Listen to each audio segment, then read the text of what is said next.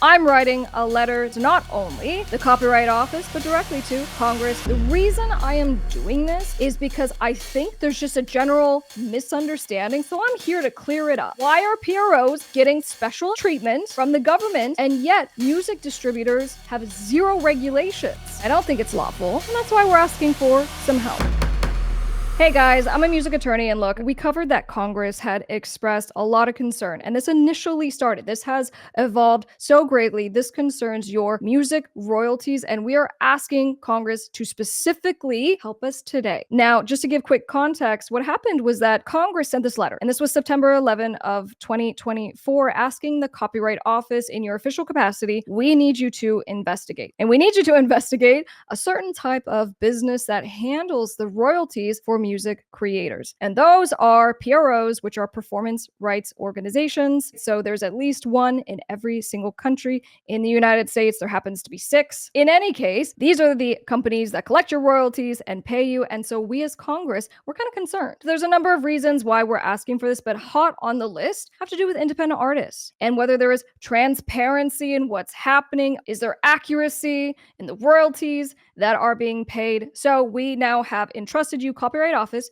to go and gather information. So guess what? This is our opportunity, and I'm writing a letter that we're going to send to not only the Copyright Office, but directly to Congress as well. And I'm writing this on behalf of my music business community. If you're excited, give this video a big thumbs up. Let's go, let's go. All right, this is going to the Register of Copyright. So, dear Register Perlmutter, on behalf of Top Music Attorney and the 130,000 independent music creators and rights holders in our community who are principally independent artists, we submit this public comment to urge the Copyright Office to consider the broader systemic abuse occurring across the music industry. This is not just amongst performance rights organizations. Now, guys, if you remember this, Congress initiated this related to performance rights organizations, which are PROs. If you're in the United States, the big ones you probably know are BMI, ASCAP, CSAC. So Congress said, wait, we see that there's all these new PROs popping up, and we're concerned about a couple of things. And one of them is to make sure that if this company or these companies are responsible for the music licensing, the royalties, and the distribution of your royalties in that pipeline, we want to make sure everything is on the up and up. The present inquiry rightly addresses concerns about fairness and transparency in the PRO system. However, the problem independent artists face is far more pervasive. It extends to other unregulated businesses called music distributors. For context, the most widely accessed platforms for music today are platforms like Spotify, Amazon, Apple Music. These are digital platforms, and they're also known as DSPs. Now, in Spotify's annual economics report, Spotify reported it had paid an astonishing $10 billion in 2024, and these were in music royalties. Okay, so here's a screenshot of that report. And that's huge because Spotify is only one of the DSPs, right? These music platforms, which you guys, you got to play ball. If you want to have your music on music platforms and you want to get paid your royalties, you got to be part of this digital ecosystem. So Spotify says, oh my gosh, we're paying all this money out in royalties. However, these amounts were not paid directly to artists. Instead, they were funneled through music distributors, who are then responsible for remitting payments to artists. Today, artists are unable to directly upload their music to DSPs. This matters because artists therefore have no other choice but to entrust distributors, who are privately owned companies, to handle the receipt and the payment of all streaming music royalties. This is certainly a big responsibility that should carry very robust protections for artists, few of which actually exist. So in September of 2024, in a letter to the Copyright Office, so the Honorable Jim Jordan, the Honorable Daryl Issa, and the Honorable Scott Fitzgerald, on behalf of Congress, and this was the Committee on the Judiciary, which is collectively Congress, rightfully expressed concern related to the PROs. And they go, well, the PROs are entrusted to licensing, receiving, paying music royalties to artists. And so there seems to be a lack of universal oversight to ensure transparency and safeguards for artists. Congress also expressed concern regarding the proliferation, the popping up of new PROs over the years, making oversight really tricky. Comparatively, music distributors control access to the largest sources of artist income today and are largely free to operate without oversight, routinely engaging in predatory behavior, including arbitrary royalty withholding, one-sided contracts, and a total lack of due process. Here's the bottom line. PROs and music distributors maintain a powerful position between artists and their royalties. You as a creative do not have an option. You have to go through one of these music distributors. Despite this really important, this vital role, these companies remain completely unregulated, like PROs, which at least there's a handful that do operate under government rule, right? So there's the Department of Justice, and there are consent decrees saying what these companies are allowed and not allowed to do because they are handling such a high volume of royalties. So we go, why are PROs getting special treatment from the government, and yet music distributors have zero regulations? The reason I am doing this is because I think there's just a general misunderstanding. So I'm here to clear it up. The proliferation of PROs to now 6, right? So 6 different ones in the United States. Just so you guys know, PS, for pretty much every other country, there's 1. Here in the United States, there's 6. So this is one of the reasons why this got Congress's attention. The issue of 6 different PROs is just a sister issue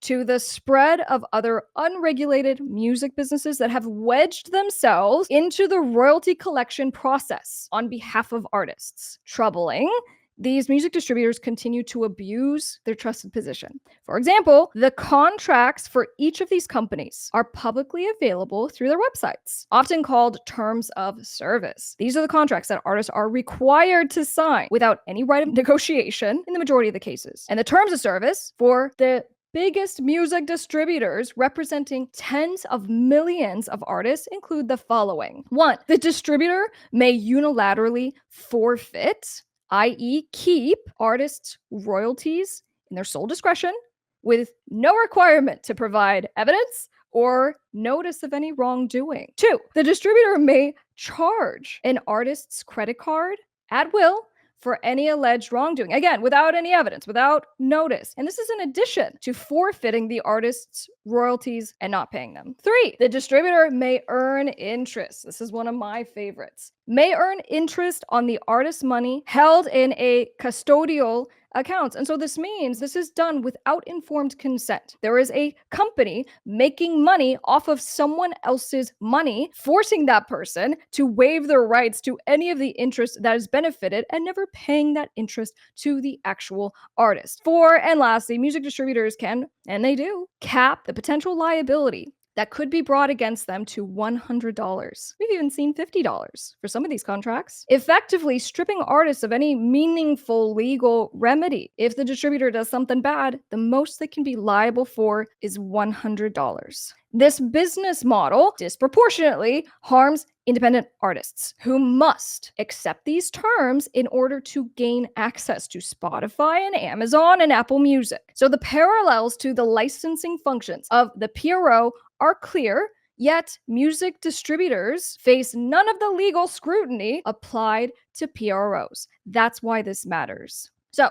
why the problem is bigger than just the PROs. Right now, Congress has said, Copyright Office, we want you to look at PROs. And so what we're saying is that the sister to the PRO issue are music distributors. At Congress's direction, the Copyright Office is to report its findings regarding the transparency, royalty collection, fairness practices of PROs. However, it's important to clarify, again, that there are different types of royalties. PROs collect performance royalties. That's different from what music distributors collect, which are streaming royalties. So in other words, if this review and the examination starts and stops with PROs, Congress will miss the forest for the trees. Artists are not only underpaid or untracked through general blanket licensing, but they're also being exploited by music distributors through manipulative contracts with manipulative payment terms, and there's a total lack of enforcement. The artist has no remedy for these things that are happening. Without comprehensive oversight, any improvements in the PRO sector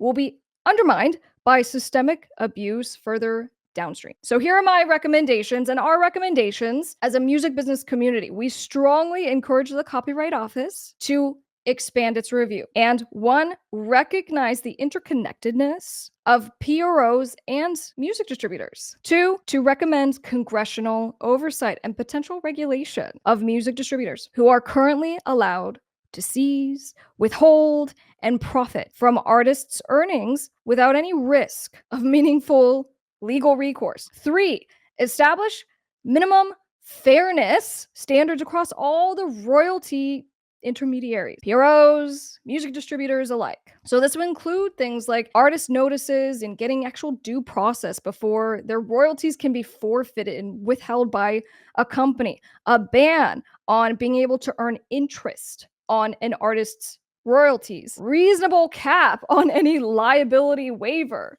In conclusion, concerns related to the exploitation of independent artists is not isolated to PROs.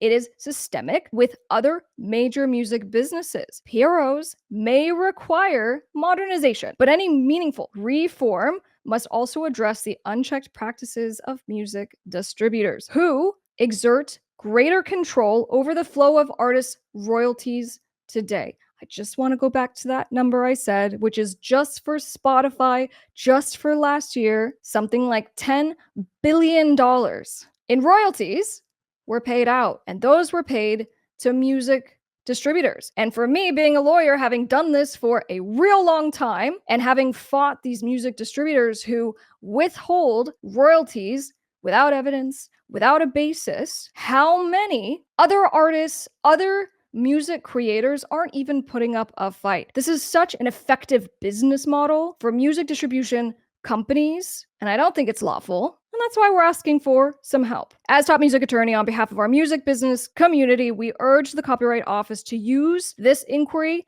as a launching point for recommending to Congress industry-wide reform that ensures creators, especially independent artists, are treated with fairness, transparency, and legal respect. CC going to Congress. I'm top music attorney. Leave a comment down below.